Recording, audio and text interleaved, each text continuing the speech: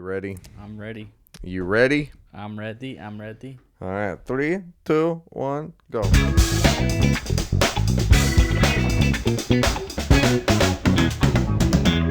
What is going on, ladies and gentlemen? Jose here at the First Round By podcast, accompanied by my forever co-host, Mr. Steven Sauceman. Mr. Sauce! That's right. What is up? That kind of took me by surprise. I like it, though. I was trying to switch it up a little bit, kind of keep the listeners on their toes a little. Oh, yeah. All 40 of them? Hey, 40. 40 is 40. $20 is $20, right? Yeah. Yeah. All right. So first off, hop in the comment section, guys. Let us know how you guys are doing. We literally never get any comments. And so one of the main things that we like to do, we went to lunch earlier and we were overhearing some other guys talking football and everything. And me personally, I was sitting there thinking, I was like, man, it is nice to be able to talk football. And it's one of those things that we really enjoy doing. So please comment down below. Let us know what you guys think. Let us know if you think that our opinions are dog shit or if they're great or whatever you think. But with that being said, guess what today is? Today marks, well, except for this last Thursday, the first week of preseason. It is which one's the that's not it. There we go. Yeah. So with that being said, that means that football is back. And because football is back, then guess what else is back? Fantasy football. Probably our favorite time of the year, to be honest. For sure. I mean, not only just because of the football aspect or the fantasy football. I mean, it's fall time, hoodie season. Oh, yeah. Halloween's around the corner. Ooh, you got Thanksgiving, Christmas coming up. The weather cools off, just overall beautiful time of the year. Super excited, man. I know. We both got haircuts for the special occasion everything. I get one every week, Steven. He gets one every week. I waited for a month, because I always got to wait months in between to get them. But anyway, we are going to be talking about fantasy football, and we're going to be giving you guys today our sleeper candidates. I added in the effects so that you don't have to later on in post-production. All right, so how are we going to do this? Do you want to go through your list first, or do you want to go through my list, or do we want to just start off with the position group? Yeah, and then we'll start off by the position groups. It doesn't matter if you want to go first. I go first. We kind of bounce back. I got 2 running backs, 2 receivers, 1 quarterback, and 1, in my opinion, overly ranked wide receiver.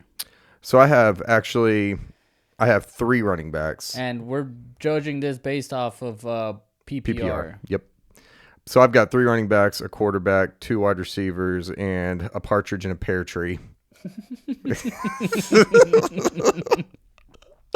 And a partridge in a pear tree. That's right, because it's basically Christmas in August. Isn't that right? Because of football. Anyway, all right. So first position group, let's go with probably the most popular position group in all of fantasy. If you guys can tell us what that is before you continue on this video or listening, then let us know what you think. I'll give you 2 seconds. Okay. What position group do you think that is? Most popular? I feel like there's no right or wrong answer for that. Well, it's either going to be a running back or a receiver. There you go, running back. It depends what, I guess, metric you're playing by, PPR, non-PPR. Right. And what league you're in. I just don't feel like there's one over the other. Well, and it depends how your draft strategy is too. That's right. I would say personally, the answer to my question was running back. Anyways. So let's start off with running backs. It's 5 minutes later. 5 minutes later? Shut up. All right, Josie, what is your... let's go. Who's your first one? My first sleeper, this gentleman under ESPN rankings is ranked as 23rd running back, and he goes by the name of Mr. Alexander Madison.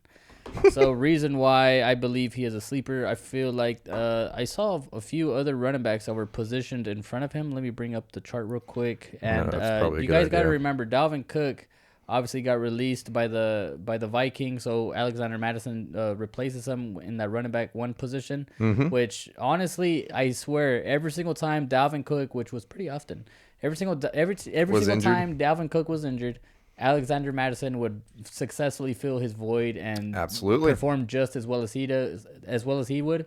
and they even have like the same haircut. So it's like it feels like it's the same person out there. You know what I mean? That's right. So Alexander Madison, let's see who ESPN has in front of him. So A lot. they have personally, I would not put James Conner over him. I would not put Miles Sanders over him. I would not put what's his name, Rashad White over him. Mm-hmm. Honestly, I wouldn't even put Damian Pierce over him. Like Alexander Right. Madison, he's literally Dalvin Cook 2.0, and that's why I feel the Vikings had no issues letting Dalvin Cook walk because they knew they had Dalvin Cook 2.0. Jr. You know Yep. what I'm saying? So Absolutely. that's gonna be my sleeper. I would honestly put him in my top 10 running backs, maybe towards the end. I'd honestly probably pair him up there, especially after that Jonathan Taylor request for the trade. Mm-hmm. I'd probably put him neck to neck, if anything, with Jonathan Taylor. Not necessarily the Right. talent wise, but fantasy production wise, like in my Absolutely. closer to end of 10, you know. Right. But yeah, if you're like in the middle rounds, maybe like round 4 or something, and you don't have like a running back yet, maybe you went wide receiver heavy. Definitely keep Alexander Madison in your Absolutely. in your radar. But yeah, that's mine. Did you have another one? I have another one. You want me to go through it? If you have another one, because I'll go ahead and say one of the ones that I was picking was also Alexander Madison, and part of the reason why, kind of just to volley off of what you've already talked about, the thing is that he came in relief of Dalvin Cook really well, and that offense, it's poised to break out, and if he continues to get the touches and everything, then he's going to be a prime candidate, and he's going to probably be, I would say, end up being top 5, top 10 in fantasy, in all honesty. But, I mean, literally, that's everything that you just said about him. I was thinking the exact same thing when I was looking through the list. I was like, man, he's a little low, especially considering the fact that with the offense that he's in, that Vikings offense, it's still really good. Yeah. And it can be really good. Yep. And he's going to be leaned on as RB1. Yep. So, And he can catch the ball too. Like I said, literally Dalvin Cook 2.0. exactly. I'm curious to see who's your second one. My second one, let me bring up my list once again. Oh, this one, I can probably, some might call me a little biased on this one. Sorry, I can't even talk. Roschon Johnson, a rookie, came out of Texas. Interesting. He plays for Chicago, and funny thing is they actually have another Texas running back, Dante Foreman. He played for Tennessee.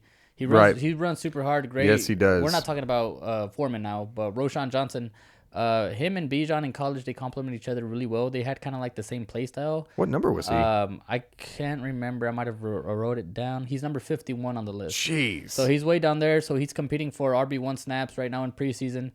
He's a hell of a runner. He's super tough. He has good speed. And he can catch the ball. He can literally do everything that Bijan Robinson can do without the pizzazz added in there. Right. But he's literally just as tough, if not tougher than he is. And I feel like there isn't really like a solidified necessarily like a solidified RB1. Definitely competition I mean, they do got for it. what's his name, Khalil Herbert, I think is his name, who's also in there. But I definitely do think like in the later rounds of your fantasy draft, maybe like round 6, 7, 8 or something in the end. If you don't have any running backs again, don't be afraid to look into Roschon Johnson. I wonder how he did. The game is over now. He had 12 carries for 44 yards. Yeah, and he actually had a couple of broken tackles. He did pretty well in the first game. Yep. Like I said, later rounds, if you don't have any running backs or kind of just like thinking, I don't know who the heck to draft, and you see Roschon Johnson's name in there, please pick him. And I do like that pick, especially since, as we all know, Chicago's got a running quarterback. And because they have that running quarterback in Justin Fields, then they're going to be running the ball quite a bit. So I like that pick. Mine, actually, I believe you actually had him last season in fantasy, and I was super jealous about it. Kenny Walker III. Oh, yep. Yep, out of Seattle. So part of the reason why is because that dude, he almost got you into the playoffs. Yeah. And every single time I saw him playing, he runs super, super hard. I think he's going to be great in that Seattle offense.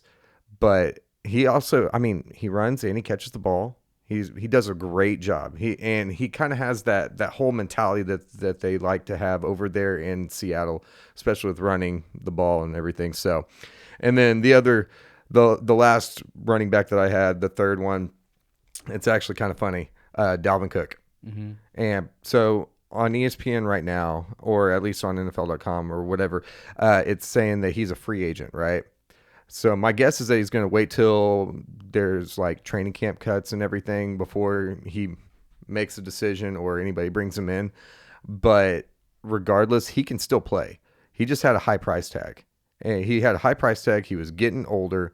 And they, like we talked about earlier, Madison, he's a younger guy. And so that's part of the reason why they let Dalvin Cook go. Because, I mean, the running back position being paid right now is being devalued and stuff. So I think that wherever he ends up going, he's definitely going to be utilized because, I mean, at the end of the day, he's still Dalvin Cook, you know? So that was my third one.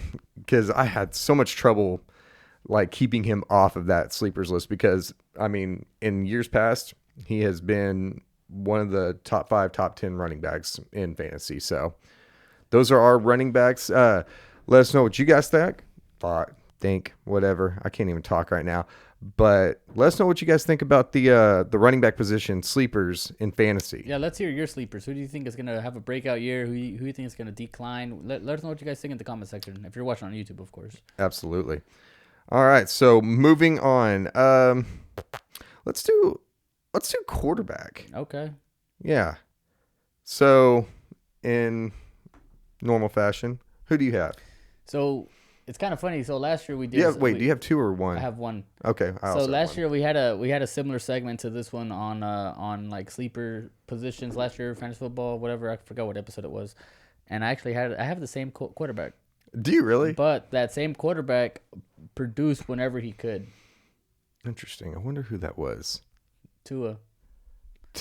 Interesting. So currently he's ranked 13 overall, which is not terrible, right? It's not terrible. Right. But and this is kind of just based off of like comment sections on Facebook, on Instagram, on social media platforms. Right. Tua gets a ton of hate for some reason. Like he definitely has a ton of hate. And I remember last year I was talking to Steven and I told him that year 3 was the year that he had to elevate his game. He had the additions of Tyreek Hill. Obviously, he had Waddle. He had Gesicki, and he had that solid offensive group going on. Granted, he was very riddled by concussions, unfortunately. But put that aside, and I get it. It's part of the game, and you can't necessarily put it aside. But put that aside.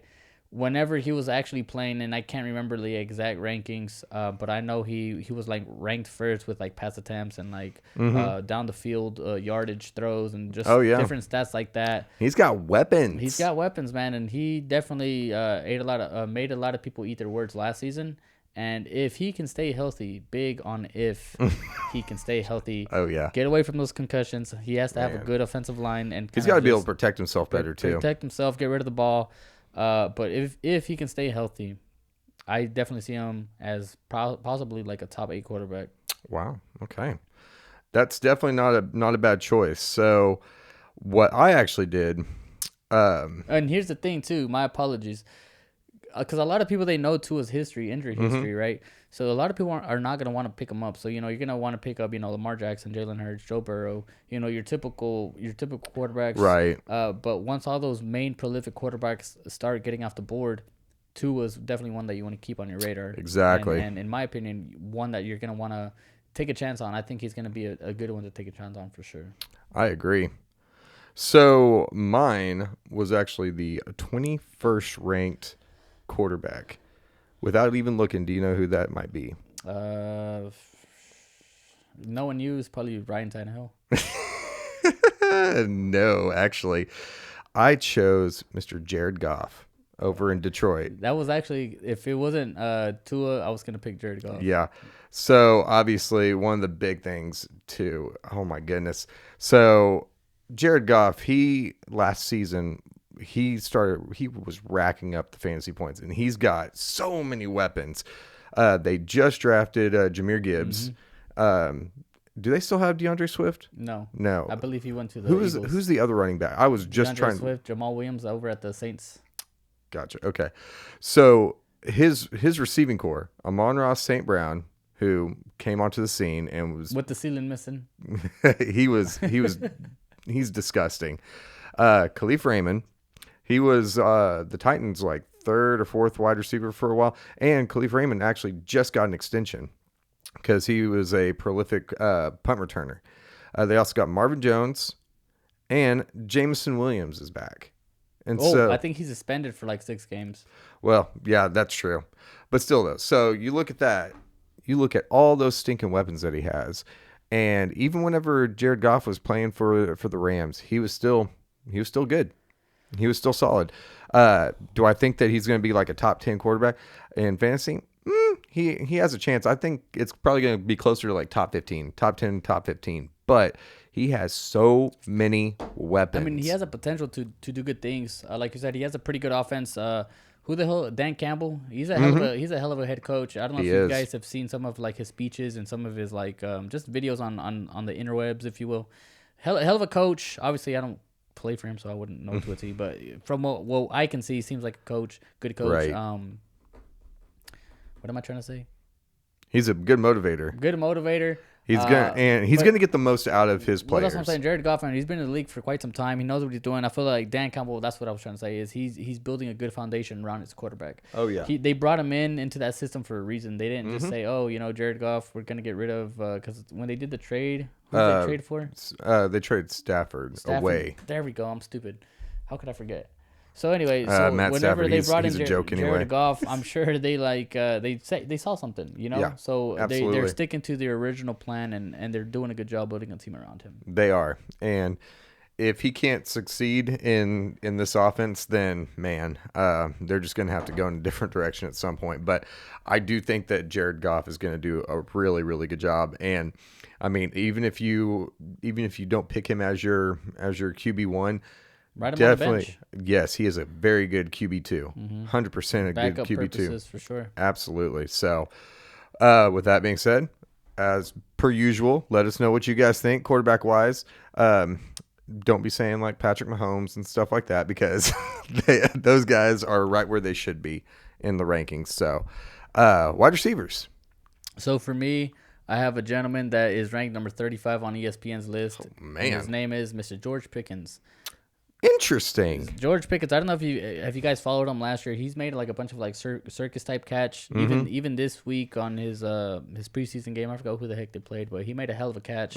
But George Pickens, I think him and Pickens are starting to hit that stride and get that kind of that chemistry going. And he's just an insane talent. Yeah. I don't know what it is about the Steelers, but they always develop good wide receivers. They do. Deontay Johnson too over in the Yeah. Steelers. He can also be a sleeper. He is. Personally, I feel like Deontay Johnson's gonna get more looks going, starting or whatever.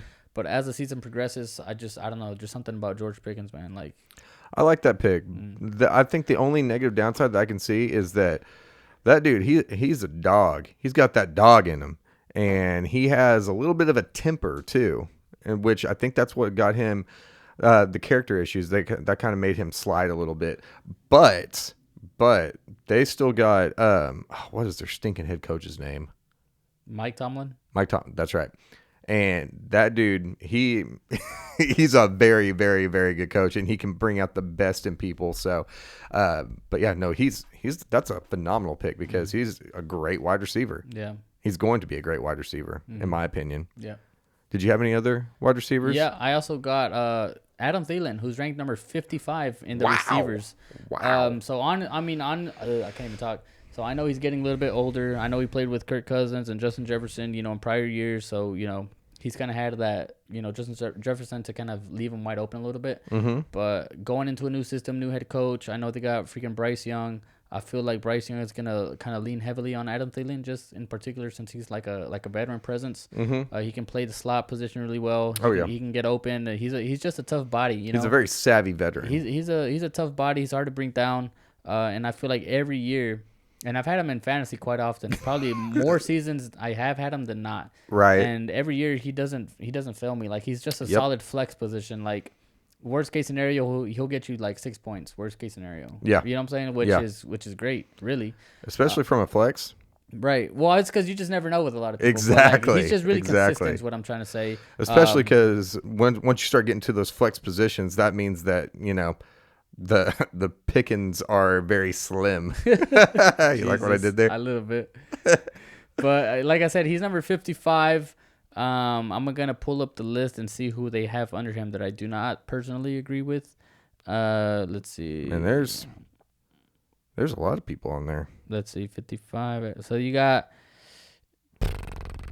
Oh, there's some good people. Let's see. Honestly, I'd probably put him like in the top 20, like with Mike Williams and Marquise Brown, and like the Christian Kirks of the world. Like I'd put him in my top 20s for sure. I just think he has like a lot of upside. Right. No, I can agree with that for sure. So my first one, kind of a little bit of a surprise for me. Mr. DJ Moore over there in Chicago. So he is actually ranked 25th. I didn't know that you were going to go down as far as like the 50s and stuff, but that's good. Whenever I saw DJ Moore, so part of the reason why I feel like a lot of people would be hesitant on that is because with Chicago, they run a lot, especially with Justin Fields. Justin Fields is going to be running a lot, right? But from all the reports I've seen in camp, I guess apparently him and DJ Moore are just developing this insane chemistry together, and they're just bombing it away. They're doing great things. They're throwing it deep down the field and everything. And so I think that even if anything, I could see him being like a wide receiver 2, potentially, definitely a flex option. The only thing that kind of bothers me is just the fact that it's a running team for the most part. And that's still a pretty young team, and they have a young core and everything. So, but I think if Justin Fields continues to do his thing, which he probably is going to, then I think that DJ Moore is going to be wide receiver 1 for him. And I think that could be potentially, I would say, probably top 15. Top 15? In my opinion. Okay.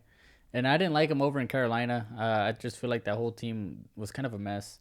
Very much so. Like they didn't really have. He didn't have like the team surrounding him to push him to his limits, to push him into that true receiver that he can potentially become. You know what I mean? Not saying that the Bears are going to be any different, but maybe a change of scenery can be a little bit better for the guy. Right. And the other sleeper that I have for wide receiver, it's going to come as no surprise to anybody, DeAndre Hopkins. I didn't want to do it, but I did it. And part of the reason why is because, so as soon as news broke out that D-Hop was going over to Tennessee, all I saw was people ragging on, obviously, the Titans and stuff. Because, let's be honest, for the most part, they're a running team, right? And they've got Tannehill. Most people aren't the biggest fan of Tannehill. I'm obviously a Tannehill truther. But DeAndre Hopkins, he can still play. And I don't know if you've seen any of the training camp videos, but my gosh, he's making circus catches. He's doing a great job. He's probably going to be wide receiver 1 out there. Oh, who else would it? Who else? Well, Traylon Burks, he's coming on pretty good. He's doing a good. Oh, come on! You would not compare him to DeAndre Hopkins, taking him as wide receiver 1 though. No, that's what I'm saying though. Of course, he's going to be wide receiver 1. Well, but it's one of those things where it's like DeAndre Hopkins is closer. He's closer to being a wide receiver 2 at this point in his career, as opposed to a wide receiver 1. But until he starts showing that decline, or until Burke starts showing that he's good enough to take over that spot and command the double teams and stuff like that, then obviously DeAndre Hopkins is still going to be number 1. But he's on a run first team. He's going to be getting some looks. I think he's going to do a good job. I think he's going to break out. I think he's going to be at least a top 10 wide receiver, in my opinion. Top 10? Top 10. You heard it here first. We'll come back to this episode, ladies and gentlemen. You heard it here first. DeAndre Hopkins, top 10 fantasy wide receiver. DeAndre Hopkins. As long as he's not injured. That's crazy. Yeah, I know. I know. Wait, honestly, though, I'm looking at the top 10 wide receivers, and the only one that... Okay, so this is what ESPN has top 10 wide receivers. They got Justin Jefferson in order. Justin Jefferson, Jamar Chase, Cooper Kupp, Tyreek Hill, Devontae Adams, Stephon Diggs, CeeDee Lamb, Garrett Wilson, Amon Ra, A.J. Brown. The only one I don't like on the list is Garrett Wilson. I feel like they're ranking him a little too high, which we'll get to that pick in a little bit.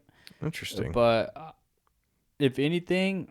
Is that your too highly rated pick? No, that's not who it is, but it can be. But there's definitely other candidates below from 11 to 20. No, actually from 11 to 16 that I would put over Garrett Wilson. Because he hasn't proven anything to me just yet. Yeah, he has Aaron Rodgers, but I don't have him in my top 10. Who was his quarterback last year? Garrett Wilson, Zach Wilson, fucking Mike White. Which Yeah. I mean, don't get me, I get it. Trust me. That's going from dog shit trash to a Hall of Famer. But this is without like the proof. You know what I'm saying? Like you're Right. telling me he's better than DK Metcalf. Not like I'm not talking about actually better, but fantasy wise, I wouldn't put him over DK Metcalf.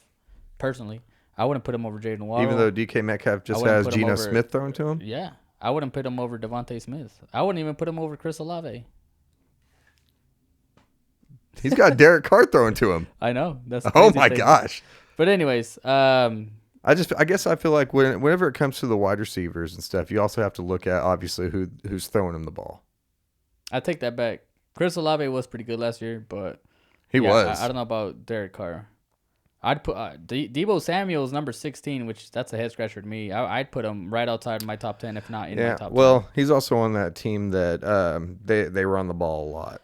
They do, for sure. And so I think that's what kind of notches some of these wide receivers down a bit is whenever the team that they are on is mostly known for running the ball and stuff like that. But yeah, no, and like I said, I'm going to call it now. It's probably not going to end up happening, but I'm going to call it now. DeAndre Hopkins, top 10. Top 10. And that's literally probably the most homer take that I've ever had on this podcast. You've had a few of those, my boy. Nah. I'm about to plug every single clip. Like there's gonna be like a whole fucking showcase. Hey, if I'm wrong, then I'm wrong. That's completely fine. But I will 100% stand behind what I say. Over too highly ranked. Who you got? Too highly ranked. I got Deshaun Watson. I think that they have him in like the top 5, top 10, something like that. Let me double check real quick because whenever I saw that, he's number 8. Number 8. I do not. He didn't prove anything last year. Well, the thing is, I mean, I feel like they're kind of basing it a lot of from the past whenever he was on the Texans. Like his last 2 seasons with the Texans were freaking phenomenal. Like during the season that he tore his ACL, he was literally like an MVP favorite. The season after he came back, he was still lighting it up. And then he had all those allegations, accusations, whatever you want to call it, whether you agree with them or not. We're not here to talk about that. But pre all that crap, he was he was top 5. That's great. He was a top 5 quarterback. But this is 3-4 years later. Yeah. You know what I mean? We're like at the least 2 to 3 years removed from that. You know what I'm saying? So it's like, so that's why I think that he's highly ranked for sure. Oh man. I wouldn't draft. Honestly, I probably wouldn't even draft him. Maybe as my secondary quarterback, like in the later rounds, maybe then. But I agree with that. Even when he was playing, I'd take Kirk Cousins over him any day too. Oh, 100%. Tua over him. Dak Prescott over him. Yep. Aaron Rodgers over him. Would you take Ryan Tannehill over him? I don't know. That's rocky.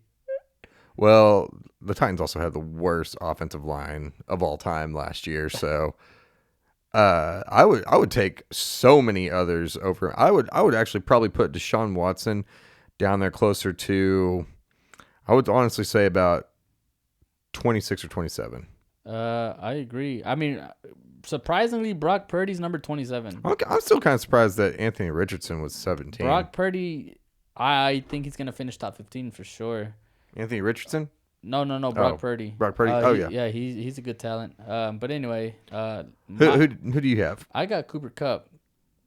Interesting. He's the number 3 wide receiver, 6 overall. Reason why I got Cooper Kupp is he's already been through a few injuries. Obviously, he had the ACL tear like 2 or 3 years ago, whatever it was. Matthew Stafford, he's on the decline. They won their Super Bowl. They're off that Super Bowl He high. is definitely on the decline. I don't know, man.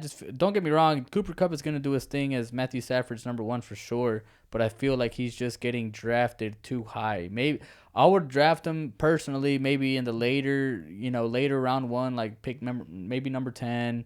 Maybe early teens, but like a lot of people are picking him in the top 5, which like I said, I personally would not pick him top 5. I agree.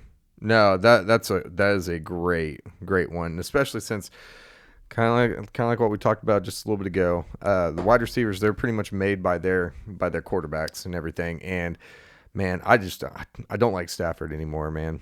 Well, to be honest with you, because they got Cooper Kupp over, I would take Stephon Diggs over Cooper Kupp. Yes. I would also take Tyreek Hill over Cooper Kupp. Yes. Honestly, I would probably even take Amon-Ra St. Brown over Cooper Kupp. A.J. Brown. AJ Brown, dude, a lot of like he's kind of down there too. He's number 10. Yeah, number that's 10. That's kind of fair. He can possibly squeak into the top 5 as a number Yeah, 5. I was maybe, about to say I would definitely put him at in between top 5 and top 10. The only thing that's stopping AJ Brown is Devontae Smith, Yes. in my opinion, because they're both kind of like 1A, 1B. Yeah. My camera shut off, so you're gonna be seeing Sauceman. But that That's just right. means it's the end of the episode, fellas. But Absolutely. tell us what you think. Sauce, finish it off for me, Mike. Absolutely.